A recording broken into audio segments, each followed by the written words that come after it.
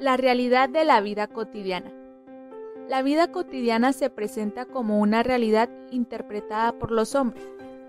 Es decir, para cada uno de ellos tiene significados subjetivos, como el ejemplo que se ve en la imagen. La mujer ve al gato como que es bueno, amoroso, tranquilo, etc. Y por el contrario, el hombre lo ve como algo útil que se puede comer a los ratones. Entonces, el gato para ellos tiene significados totalmente diferentes, es decir, subjetivos.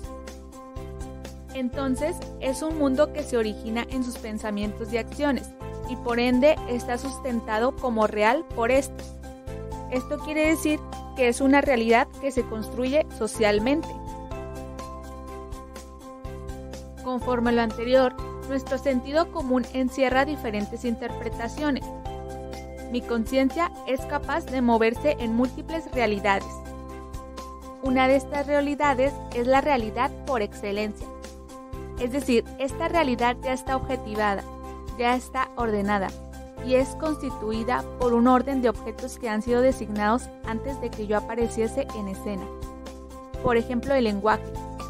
El lenguaje es usado en la vida cotidiana y me proporciona a mí continuamente las objetivaciones indispensables y dispone el orden dentro del cual éstas adquieren sentido, es decir, tienen un significado para mí.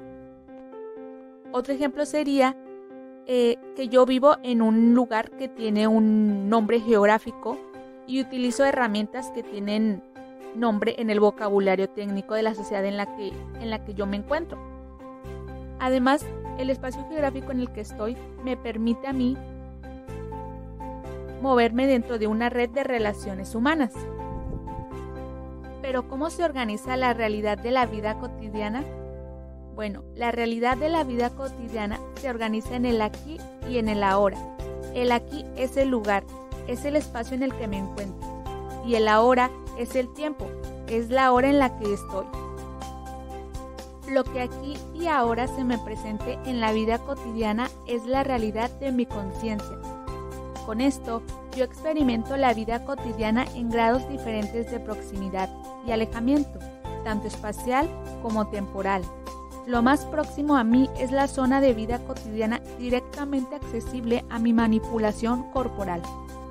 Es decir, el mundo que esté a mi alcance, el mundo en el que actúo, en el que trabajo, es a fin de modificar mi realidad. Pero claro, siempre interesado por el grupo de objetos que intervienen en mi tarea diaria. No voy a estar interesado en algo que altere mi rutina o mi tarea diaria. Por ejemplo, si soy mecánico, no voy a estar interesado en la cocina o en la carpintería, etc., porque yo sé que eso alterará mi rutina. Y con lo anterior, es ahí que la vida cotidiana se divide en dos sectores. El primero, la rutina, y el segundo, el de los problemas. Supongamos que yo tengo mi rutina por ser mecánico y gran conocedor de la fabricación de coches norteamericanos. Y un día llega alguien al garage y me pide que repare un Volkswagen. Es ahí que me veo obligado a entrar en el mundo problemático porque todavía no he introducido esto en mi rutina. Entonces, el sector rutinario de la realidad cotidiana sigue siendo solamente hasta nuevo aviso, es decir, hasta que su continuidad sea interrumpida por la aparición de un problema, como el ejemplo que les mencioné hace un momento. Otra realidad es la realidad intersubjetiva, que es un mundo que comparto con otros. Uno mismo no puede existir en la vida cotidiana si no interactúa continuamente con otros. Uno mismo vive con ellos en un mundo que no es común.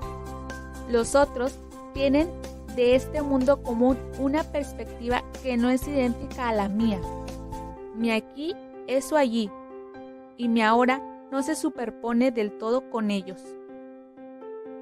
Ahora bien, para entender mejor este tema es importante destacar 3 puntos que son sumamente importantes dentro de este tema. El primero es, el mundo de la vida cotidiana se impone por sí solo, es decir, es una realidad natural, simplemente existe y es ajeno al hombre. Posteriormente tenemos la realidad social, que es el hombre la construye. Bueno, esto quiere decir que el hombre la deforma construyendo su propia realidad a través de interpretaciones. Y por último, el calendario y el reloj dan por hecho mi realidad en la vida cotidiana. Conforme al punto 3, el reloj y el calendario me aseguran que soy un hombre de mi época. Solo dentro de esta estructura temporal conserva para mí la vida cotidiana su acento de realidad. En caso dado que uno mismo se sienta desorientado, por ejemplo, si he sufrido un accidente automovilístico y he quedado inconsciente a causa de un golpe, me veo a la necesidad inmediatamente a reorientarme dentro de la estructura temporal de la vida cotidiana. Entonces, miro mi reloj y trato de recordar en qué día estoy. Y con estos actos vuelvo a ingresar en la realidad de la vida cotidiana.